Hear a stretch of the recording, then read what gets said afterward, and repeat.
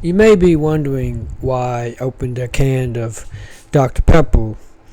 Well, it's very simple. I feel like I needed it after watching a rather questionable film. The film in particular has been something that fans and non fans have been more or less dreading or not wanting to come to fruition. Some have been awaiting this movie. It's called Return to Silent Hill.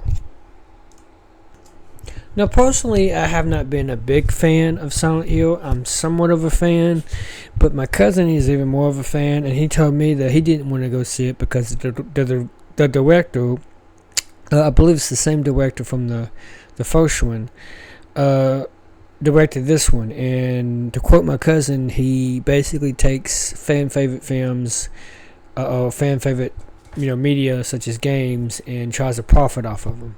Now, there's a lot of people that feel that same way about pretty much any film to movie that we have, like famous for Resident Evil, the one starring Milla Jovovich and directed by her husband, Wes. I forgot his name. I know it's Anderson. Paul W.S. Anderson is his name.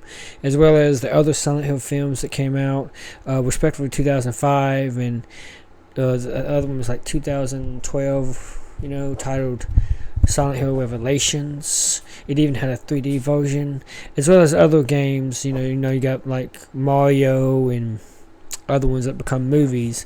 But when it comes to things that are based on the survival horror aspect, Silent Hill and dominates along with Resident Evil, So the first Silent Hill I personally actually liked. I think that's the best one because it draws you into the world of Silent Hill, and you don't even have to have played the games. At that point, I didn't really play any of the games. I just heard about them and maybe watch some things on YouTube, but I didn't really get into Silent Hill until that movie. Now, I have played the Silent Hill 2 remake that came out about a year ago, and so I know the story of James Sunderland. He basically feels bad because he feels responsible for the death of his wife. And I will be making some compare and contrast between the remake of the game that I played and this remake of this film adaptation of that remake, which I guess is also like a remake of the original Silent Hill that came out on PlayStation 2 all those years ago, like 2002 or 3, whatever. Which was a sequel to the first Silent Hill that came out in like 1999. Anyway, notice I'm wearing the PlayStation shirt. It has the original PlayStation logo. You see that logo come on, that in the original Sony PlayStation. Anyway, so this movie is very similar to the remake of the second game, which the plot of the second game, the original game on PlayStation 2, is the same. James Sunderland, not Sutherland, but I believe it's Sunderland. Let me double check on that. The movie, directed by Christopher Gaines, who I'm assuming directed the first one. I'm not quite sure, but anyway, you got Jeremy Irvin as James Sunderland, who is that's the male lead. Hannah Emily Anderson as Mary Crane, his love interest, significant other. Robert Strange, who plays Red Pyramid, also known as Pyramid Head. There's that weird thing in the Silent Hill lore. He's originally called Red Pyramid, but then eventually people just call him Pyramid Head, just because Red Pyramid is because of the pyramid itself. The head of the pyramid is actually reddish brown, but it just becomes a Pyramid Head. So I don't want to digress any further. Evie Templeton as Laura, this little girl that James encounters that lures him to the hospital or something. At least she does lure him to the apartment in the Silent Hill 2 remake game. Pierce Egan as Eddie Dombrowski. Eddie's different in this film in that he has a more fleshed out build, his buildio, and he doesn't have his cowboy hat. Not cowboy hat. Baseball cap. That he in the game he wears backwards in both the original and the remake of the original. Eve Macklin as Caitlin. I think Caitlin is the woman that he encounters earlier in the movie and at the cemetery. Emily Carding as Dara. And then Marilyn Richard as Claudette, and these other people that I don't want to say because I don't want to spoil it. But pretty much these people are like cult leaders or whatever. They're part of this cult that I'll get into just a little bit. So I just want to focus on really the gist of this. I don't want to go too far into it.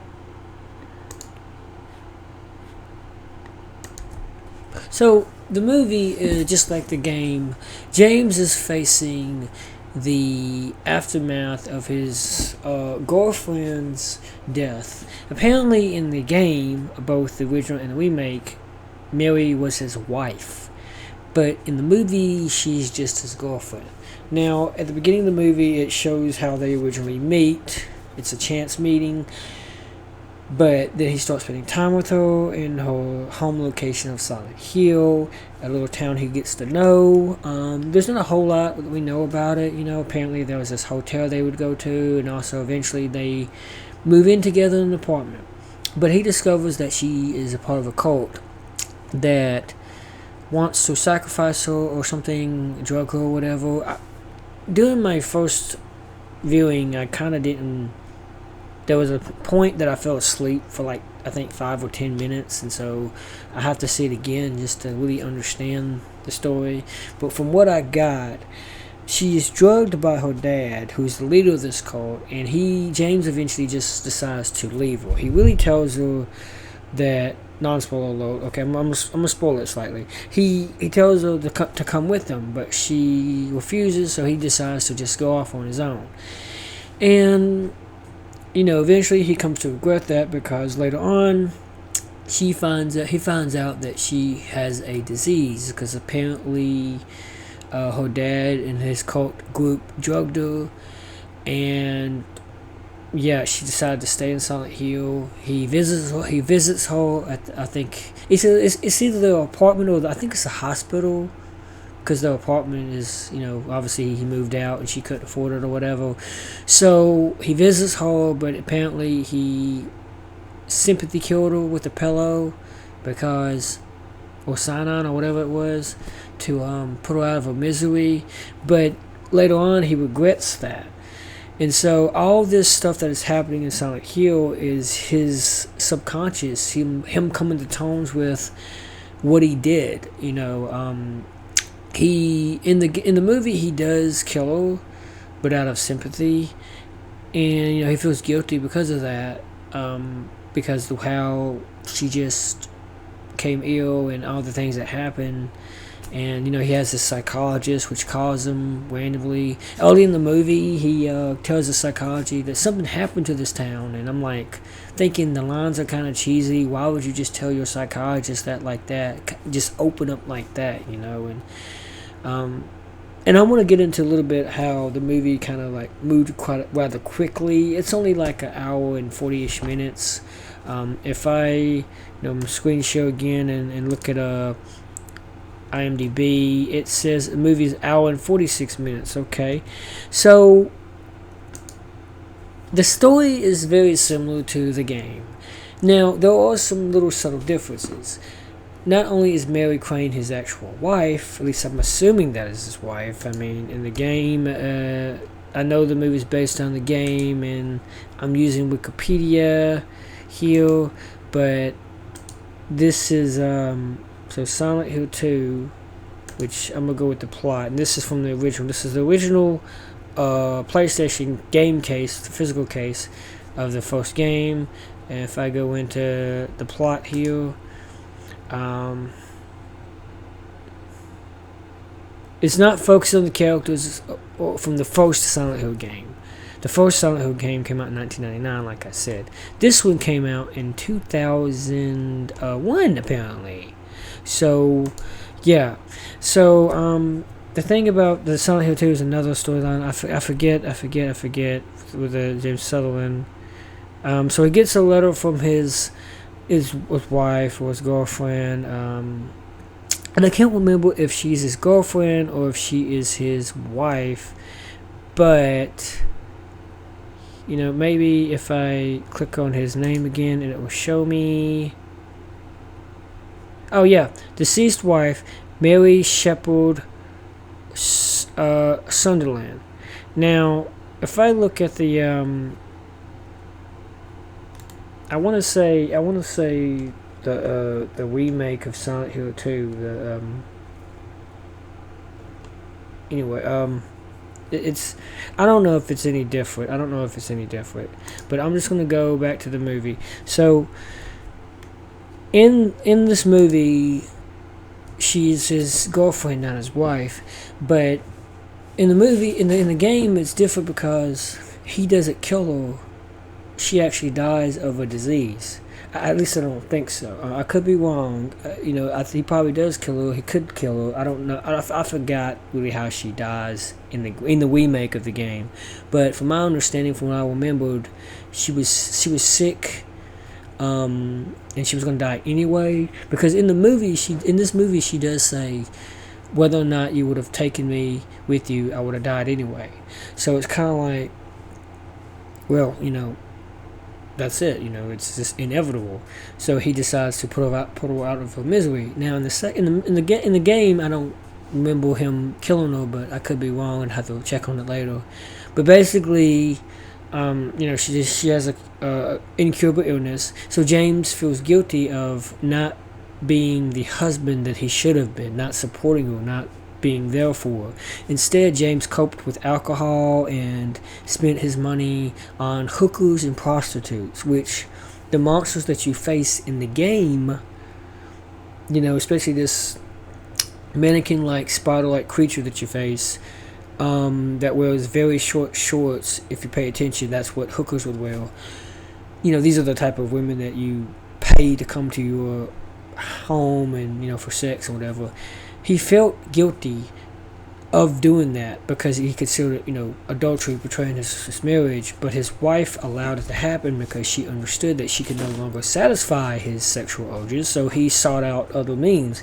But this other means became, monsters in Silent Hill that you have to, fight, because the character James, he feels guilty of, having sex with these prostitutes and hookers because, he can't really get it from his wife, so if he has to get it by another means, but he still feels this like he's betraying her. Even though she allowed him, he still felt guilty of it. So every creature that you face in the game will foes to James' guilt, including Pyramid Head.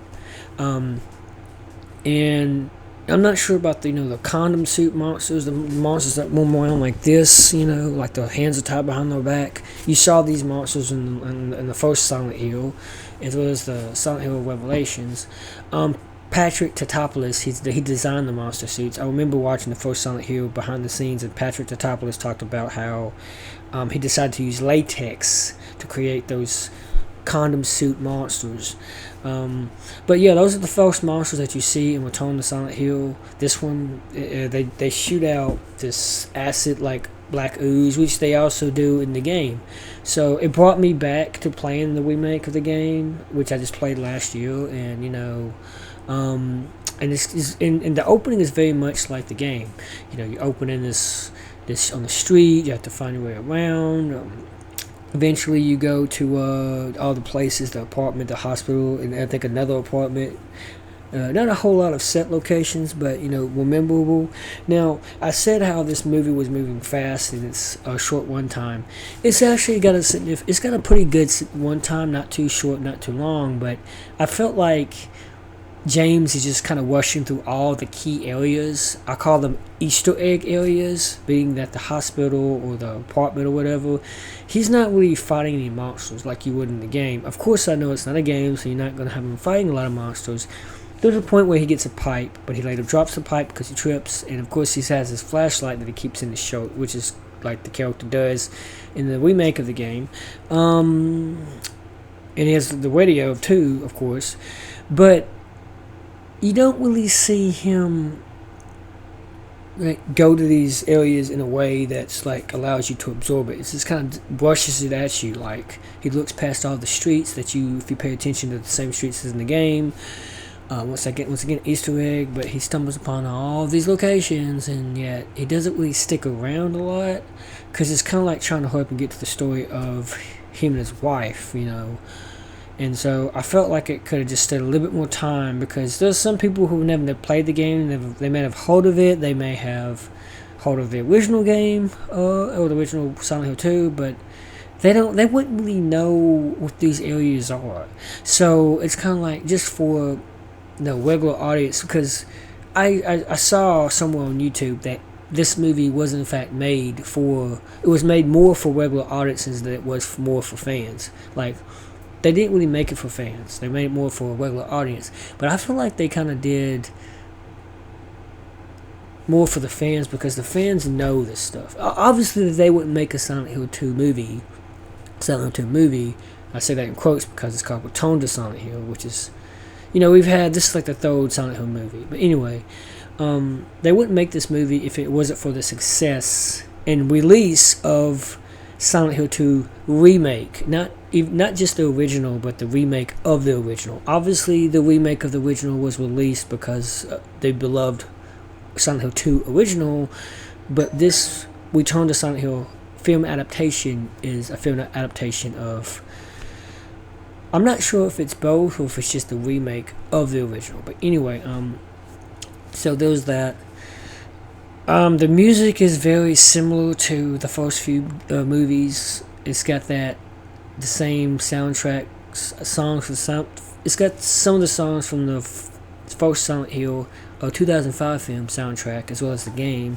I remember buying both the DVD movie from a pawn shop in Batesville, Mississippi, as well as buying the actual CD album, the physical CD, and I listened to it on a CD player. It's a good album, by the way. So those were toned. You hear a particular familiar song at the end, but other than that, it's pretty much filled with nostalgia bait, all around. Especially if you played either the original or the remake. Do you need to even play any of these games? It actually does help if you have at least played the remake of Silent Hill 2 that came out last year. But if you played both, you'd be able to spot, subtle differences more than I am. Like I said, I'm not a huge fan of the Silent Hill franchise. I do like it because it makes me feel the nostalgia. But the only other source I have is my limited understanding of the game remake of Silent Hill 2. So, and I say limited because, once again, I'm not like a big major Silent Hill fan. There's so many other people that know more about Pyramid Head and James Sunderland and his wife Mary and of Maria. By the way, I thought that the actors were great in this movie. What's her name? Anderson. I forget her last name. Her name is Hannah Emily Anderson. Yeah, her and Jeremy Irvin are quite good in it. Even Evie Templeton as Laura. She's that rather annoying little girl that has to run away when she's scared, but yet she turns out to be creepy in the end. Apparently, all the people that James encounters, minus Eddie, are all figments of his imagination. Therefore, they are personalities of Mary for some reason. And I never really understood, why James would want to go to Silent Hill originally. Apparently, this town was a regular town. It was a regular small town, and it only became Silent Hilly because, not having anything to do with the first Silent Hill, it's more psychological related, referring to James' guilt. The first movie is a different twist entirely. You know, it's about a character, a dad trying to find his daughter, and that's what the first movie is about. But instead of having a dad, they switch it to the mom trying to find her daughter, and she encounters monsters along the way, and as well as a mystery as to what happened to the town of Silent Hill. Whereas in Silent Hill 2, it's like a completely different story. So it's like in every single Silent Hill adaptation or installment, new game, they have a brand new storyline for that version of Silent Hill. And even the Silent Hill Elf that just came out, I bought it. It seems to be different. It's a Silent Hill that's based in Japan. Now, I don't know if this is a Silent Hill town, a town that's called Silent Hill, and how does it have ties with Silent Hill, the original Silent Hill games.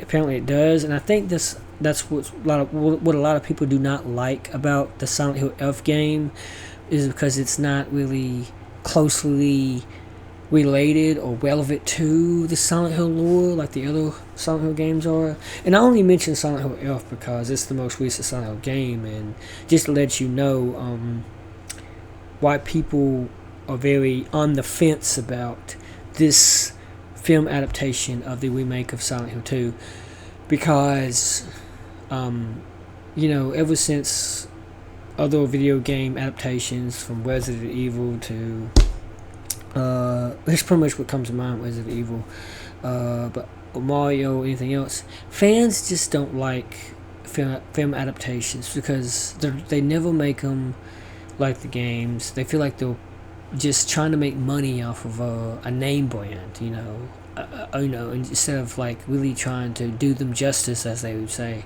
And I felt the same way when I saw Resident Evil Welcome to Raccoon City back in 2021, but I didn't really feel that way about Silent Hill. But maybe it's because I'm not a big fan of Silent Hill. I did spot little subtle discrepancies, but to me, those are easily overlooked. You can enjoy this movie, the less you know, the better. But maybe if you know a little bit about the Silent Hill lore, like we look it up on the internet, the web, I call it, not the internet, but the web, it would be better for you. But it's not really too bad. I know it's mostly Easter eggs and nostalgia bait. There is a few jump scares, but if you can watch other movies like Primate, I believe you can handle Return to Silent Hill. So I will say it's watchable. If you're skeptical, like if you're a fan or whatever, always catch it on Discount Tuesdays.